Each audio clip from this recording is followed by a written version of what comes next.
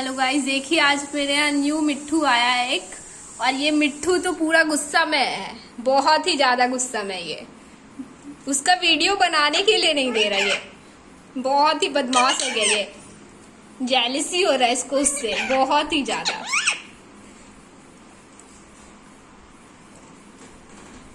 Oh my God, मेरे को काटना मत बेटा, बहुत बदमाश हो गया है तुम तो। हाँ, तुम ही मेरा बेटा रहेगा। हाँ, मेरा बेटा रहेगा तुम हमेशा के लिए। तुम मेरा बेटा। हाँ बेटी। अच्छा ठीक है, गुस्सा में हो तुम। हाँ बेटे, मम्मी